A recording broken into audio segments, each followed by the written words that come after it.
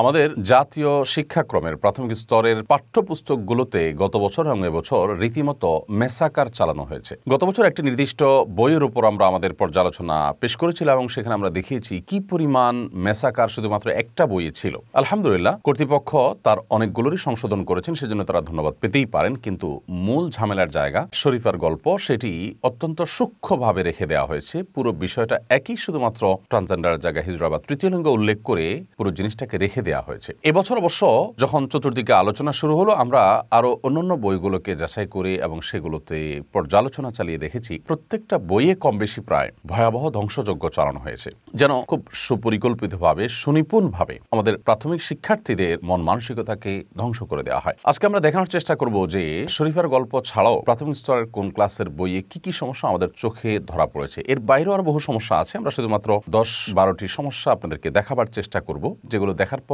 আপনি নিজের বিবেককে প্রশ্ন করতে পারবেন যে এগুলো কি ভুল নাকি সুপরিকল্পিতভাবে প্রাথমিক শিক্ষাকে ধ্বংস করে দেওয়ার জন্য কোন একটা মহল পেছন থেকে কাজ করে যাচ্ছে। সরকার সংশ্লিষ্ট কর্তৃপক্ষকে তারা প্রভাবিত করছে, কোনো না কোনো ভাবে তারা আমাদের এই শিক্ষা কারিকুলামকে, আমাদের পাঠ্যপুস্তককে ধ্বংসের দ্বারপ্রান্তে নিয়ে যাওয়ার অপচেষ্টায় লিপ্ত হয়েছে। ষষ্ঠ এবং সপ্তম শ্রেণীর স্বাস্থ্য সুরক্ষা বিষয়ক বইয়ে পুরো বই দিকে তাকালে, পুরো বই পড়লে মনে হয় যে এই বইয়ের উদ্দেশ্য হলো ছেলেমেয়ের মধ্যে অবৈধ সম্পর্ককে স্বাভাবিক করে ফেলা। সেখানে একটা পৃষ্ঠায় চলো বন্ধু হই এরকম একটা পাঠ আছে, সেখানে লেখা আছে যে প্রয়োজনে না বলি, যা চাই তা বলি, অনুভূতি প্রকাশ করি। খুব বেশি ব্যাখ্যা করার প্রয়োজন নেই কথাগুলোর। অনুভূতি প্রকাশ করা শেখানো হচ্ছে। একটা ছেলে একটা মেয়ের ছবি দেয়া হয়েছে, ছেলে এবং মেয়ে বন্ধুতার ছলে তারা পাশাপাশি চলছে, আর পাশে লেখা আছে চলো বন্ধু হই, এবং সেখানে লেখা হচ্ছে যা চাই তা বলি, ছেলে মেয়ে পরস্পর কাছে যা চাই তা বলি, অনুভূতি প্রকাশ করি। কি বোঝাতে চাওয়া হয়েছে সেটা বোধহয় খুব বেশি ব্যাখ্যা করার প্রয়োজন নেই। ষষ্ঠ এবং সপ্তম শ্রেণীর বইয়ের বাচ্চাদেরকে, তাদের বয়স কত হয়, তাদেরকে এগুলো শেখানো হচ্ছে। আমরা ক্লাস 9-এর একটা বইয়ে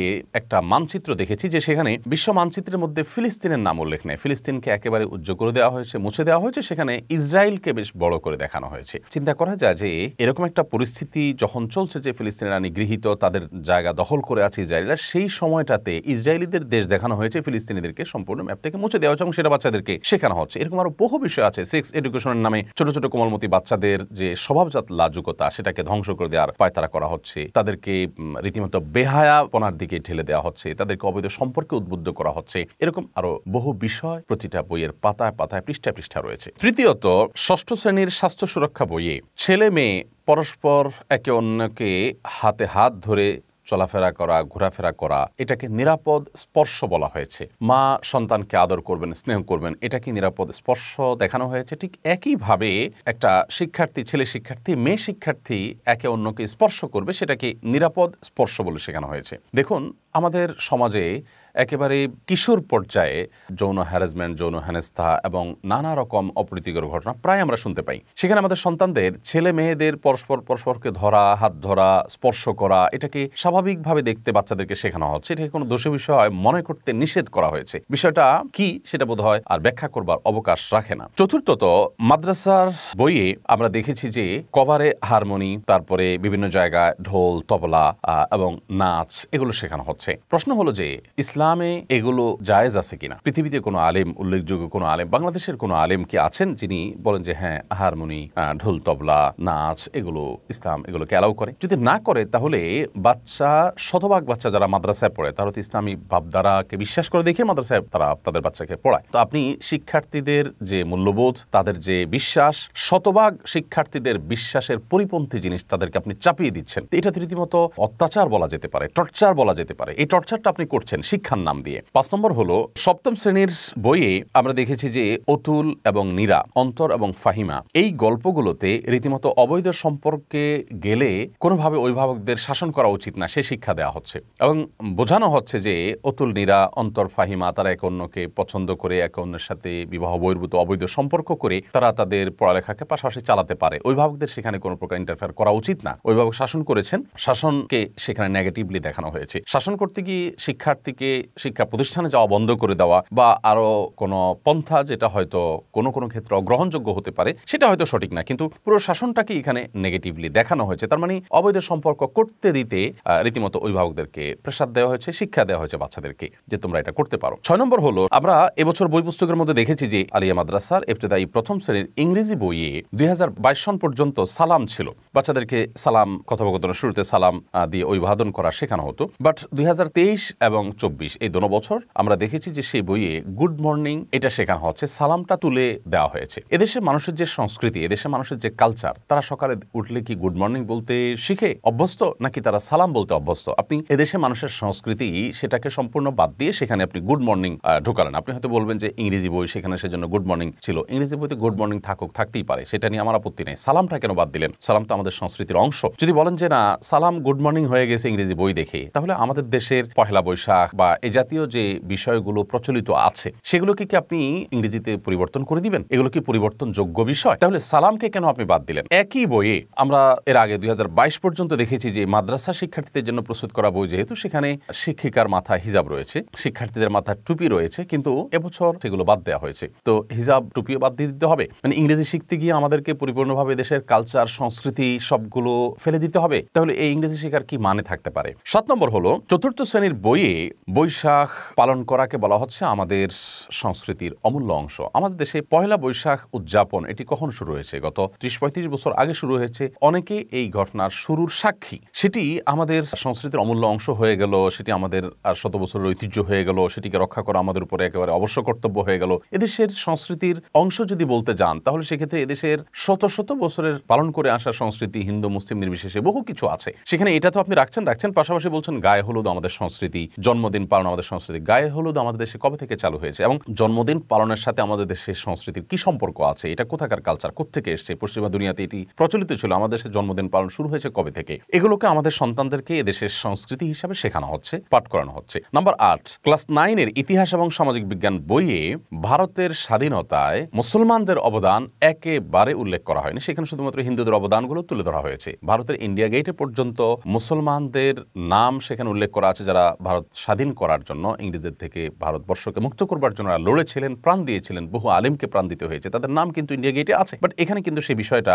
একেবারে উল্লেখ নেই। অর্থাৎ বাচ্চাদেরকে শেখানো হচ্ছে যে মুসলমানদের ভারতবর্ষের মুক্তি এবং আন্দোলন স্বাধীনতার জন্য তাদের কোনো অবদান নেই, অথচ এটা মিথ্যা ইতিহাস। এবং ভারতের সমৃদ্ধিতে ইংরেজদের অবদানের কথা উল্লেখ করা আছে, অথচ ভারতকে সমৃদ্ধ করার জন্য মুসলমানদের অবদানগুলো এখনো বুক উঁচিয়ে দাঁড়িয়ে আছে। শুধুমাত্র তাজমহল আর কুতুব মিনার বা এ জাতীয় লালকেল্লা, শাহী মসজিদই নয়, বরং সাংস্কৃতিক দিক থেকে এমনকি আপনার যত ভালো ভালো আম, লেগড়া আম থেকে ভালো ভালো আম ভারতবর্ষ প্রচলিত আছে, এগুলো সব মুসলিম শাসকরা বাহির থেকে এনেছেন। তাদের অনেক অবদান রয়েছে, তা সেগুলোকে একেবারেই অনুল্লেখ করা হয়েছে। অর্থাৎ সন্তানকে শেখানো হচ্ছে যে ভারতবর্ষ মুসলমানরা শাসন করছে, তাদের কোনো অবদান নেই। ইংরেজদের অনেক অবদান নাকি এই দেশে আছে, এই সমাজে আছে, এই ভারতবর্ষে আছে। নাম্বার 9, ক্লাস 9-এর ইসলাম শিক্ষা বই থেকে জেহাদ তুলে দেওয়া হয়েছে এবং একই শ্রেণীর বই আমরা দেখেছি যে সেখানে সবার উপর মানুষ সত্য, তাহার উপর নাই, এই কথা শেখানো হচ্ছে এবং এটার ব্যাখ্যা বলা হচ্ছে যে মানুষের ধর্মীয় পরিচয় চাইতে মানুষ হিসাবে পরিচিত হওয়া সবচেয়ে বড়। প্রশ্ন হলো যে আমার পরিচয় আমি কোনটাকে বড় মনে করবো, কোনটাকে ছোট মনে করবো, এটাকে আপনি ঠিক করে দেওয়ার বিষয়। বাংলাদেশের প্রায় সকল ধর্মপ্রাণ মানুষ তাদের ধর্মীয় পরিচয় বড় হতে শিখায়, সেটাকে খাটো করে আমাদের সন্তানদেরকে ধর্ম বিমুখ করার যে চক্রান্ত এই বইয়ে করা হয়েছে, সেটা কোনোভাবে গ্রহণযোগ্য হতে পারে না। জেহাদের পুরো চ্যাপ্টারকে আপনি বাদ দিয়ে দিয়েছেন কেন? বাচ্চা কি কোরআন যখন তেলাওয়াত করবে তখন কি সে জেহাদের অধ্যায় পড়বে না? যখন হাদিস পড়বে সে জেহাদের অধ্যায় পড়বে না? তাহলে তার কাছ থেকে জেহাদকে লুকোনোর কোনো চেষ্টা, উপায় কি আদৌ আছে? অতএব জেহাদকে বাদ দেওয়া এটা কোনো সমাধান নয়। জেহাদের নামে যদি কেউ সন্ত্রাস করে, যদি জেহাদের নামে কেউ জঙ্গিবাদ করে, জেহাদের নামে যদি কেউ বিশৃঙ্খলা করে, যেটা শরিয়ার জেহাদের সংজ্ঞায় পড়ে না, এরকম কিছু যদি কেউ করে, তাহলে সেটা সমালোচনা হতে পারে। কিন্তু আপনি জেহাদ ইসলামের একটা মহান বিধান, সেটিকে আপনি কিভাবে বাদ দিতে পারেন? নাম্বার 10, 2024 সালের 7ম শ্রেণী ইতিহাস ও সামাজিক বিজ্ঞান বই আমরা আত্মপরিচয়, এই জায়গাটাতে আত্মপরিচয় শেখানো হচ্ছে বাচ্চাদেরকে। সেখানে দেখেছি যে নাম, শিক্ষা, বয়স, পরিবার, পছন্দের খাবার, পোশাক, খেলা, শখ ইত্যাদি উল্লেখ আছে, ধর্মের কোনো উল্লেখ নাই। অর্থাৎ আত্মপরিচয় দিতে গিয়ে একটা মানুষ তার নামের পরিচয় বলবে, তার শিক্ষাগত পরিচয় বলবে, তার বয়স, পারিবারিক পরিচয় সে উল্লেখ করবে, পছন্দের খাবার সবকিছুই বলবে, তার পছন্দের খেলা টেলা সব বলবে, কিন্তু সে কোন ধর্মের অনুসারী এটা বলবে না। ধর্ম কি মানুষের কোনো পরিচয় নয়, কোনো আইডেন্টিটি নয়? পৃথিবীতে ধর্মটা এতই মানুষের জীবনের অগুরুত্বপূর্ণ বিষয় হয়ে গেল যেটা মানুষের পরিচয়ের কোনোই অংশ নয়। একজন হিন্দু, একজন মুসলিম, এই পরিচয় মানুষ পরিচিত হয় না, নিজেকে পরিচয় দেয় না। আমাদের সমাজে এখনো পর্যন্ত মানুষ নিজের ধর্মীয় পরিচয় পরিচিত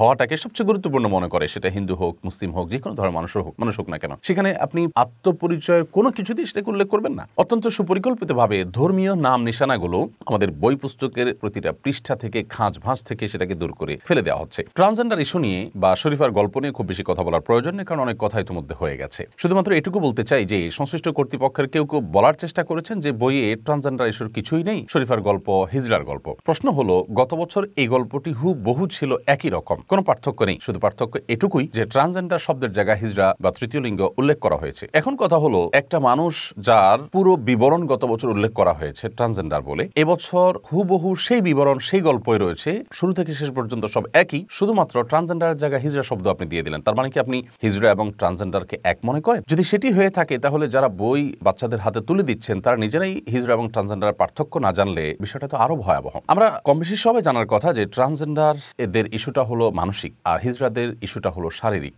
হিজড়াদের শারীরিক কাঠামোতেই ত্রুটি রয়েছে, আর ট্রান্সজেন্ডারদের মানসিকতার মধ্যে ত্রুটি রয়েছে। একজন মানুষ আপাদমস্তক সম্পূর্ণ পুরুষ, পুরুষের অবকাঠামো তার শরীরে রয়েছে, এবং এরপরও তিনি সমলিঙ্গের মানুষের প্রতি, পুরুষের প্রতি তিনি আকৃষ্ট হন, মহিলার প্রতি আকৃষ্ট হন না। এই ভদ্রলোককে ট্রান্সজেন্ডার বলা হয়। তাহলে এটা বিষয়টা পুরো মানসিক। তার পুরো শারীরিক কাঠামো শতভাগ পুরুষ কিংবা নারী যেটা আছেন সেটাই আছে, শুধুমাত্র তার মানসিকতার মধ্যে সমস্যা রয়েছে, সেটা ট্রিটমেন্ট প্রয়োজন। তো শরীফার গল্পে হুবহু গত বছরের গল্পটাই থাকলো, সেখানে শুধুমাত্র পার্থক্য করে দিলেন একটা শব্দ পরিবর্তন করে। তাতে কি মূল বিষয় পরিবর্তিত হলো? বাচ্চাদেরকে তো আপনি রীতিমতো নিজের লিঙ্গ পরিবর্তন করতে তাদেরকে উদ্বুদ্ধ করা বা সে শিক্ষা তাদেরকে আপনি দিচ্ছেন, বিষয়টাকে স্বাভাবিক করার চেষ্টা আপনি চালাচ্ছেন। তৃতীয় লিঙ্গের মানুষ যদি হয়ে থাকে, তাদের অধিকার তো সুসংরক্ষিত, তাদের ব্যাপারে তো কোনো আলাপ সমাজে কারণ নেই, নেতিবাচক কথা তো কেউই বলে না, বলার সুযোগও নেই। বিধায় এখানে খুব সূক্ষ্মভাবে একটি চালাকি করা হয়েছে, মানুষের চোখে ধুলি দেওয়ার অপচেষ্টা চালানো হয়েছে। যারা লিবারেল তারা বলতে চান কেউ ট্রান্সজেন্ডার হলে এটা তার ব্যাপার, তিনি নিজেকেই করবেন না করবেন, তার শরীরের ব্যাপার, তার মনের ব্যাপার, আপনার সমস্যাটা কোন জায়গায়? লিবারেলদের এই সমস্ত কথা খুবই হাস্যকর। দেখুন,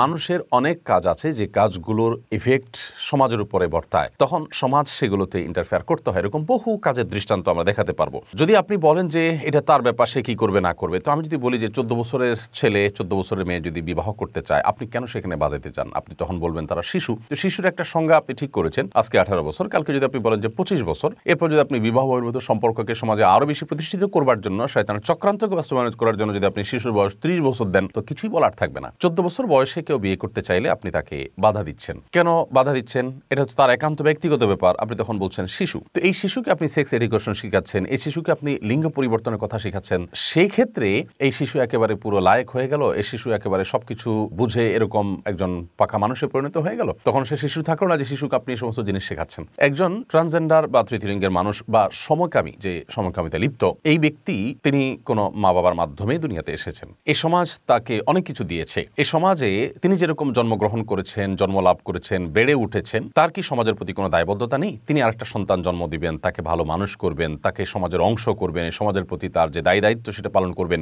এটা কি তার উপরে বর্তায় না? একজন সমকামী মানুষ, একজন ট্রান্সজেন্ডারে যাওয়া মানুষ, তিনি সমাজের প্রতি দায়িত্বটা কিভাবে পালন করবেন? সেই দায়িত্বশীলতা তার দ্বারা কি আদৌ আদায় করা সম্ভব? পৃথিবীর বহু দেশে এই সমকামিতা এবং ট্রান্সজেন্ডার এই বিষয়গুলোকে স্বাভাবিককরণ করার বহুকাল পরে আমরা দেখেছি সেই সমস্ত জায়গায় জেনারেশন গ্যাপ তৈরি হয়ে যাচ্ছে, এবং সেখানে সন্তান জন্মের হার দিন দিন কমতে কমতে ভয়াবহ আকার ধারণ করছে, এবং সরকার প্রণোদনা দিয়ে সেখানে মানুষের জন্মের হার বাড়াতে পারছে না। রীতিমতো এটা তাদের জন্য মহা চ্যালেঞ্জের বিষয় পরিণত হয়েছে। অতএব সমাজ যদি এই বিষয়গুলোকে অ্যাকসেপ্ট করতে থাকে, প্রতিষ্ঠিত করতে থাকে, তাহলে সেই ভয়াবহ পরিস্থিতির দিকে আমরা চলে যাব, এবং এটা অস্বাভাবিক কোনো বিষয় নয়। পুরো কারিকুলামটাতে আমি যেটা শুরুতে বলেছিলাম, আমার কাছে মনে হয়েছে যে প্রাথমিক শিক্ষার প্রতিটা বইয়ে রীতিমতো ম্যাসাকার চালানো হয়েছে। রীতিমতো এদেশের ধর্ম, এদেশের মূল্যবোধ, এদেশের কৃষ্টি সংস্কৃতি, এদেশের মানুষের চিন্তা ভাবনার বিরুদ্ধে একটা আগ্রাসন চালানো হয়েছে। এটার বিষয়ে আমাদের প্রত্যেকটা মানুষকে নড়ে চড়ে বসতে হবে, প্রত্যেকটা অভিভাবককে দায়িত্বশীল ভূমিকা পালন করতে হবে, এবং যথাযথ কর্তৃপক্ষের উচিত এর নেপথ্যে কারা আছে, কারা এগুলো পুশ করিয়েছে, কেন করেছে, তাদের এজেন্ডা কি, সেটা খুব ভালোভাবে রপ্ত করে খুব দ্রুততার সাথে যথাযথ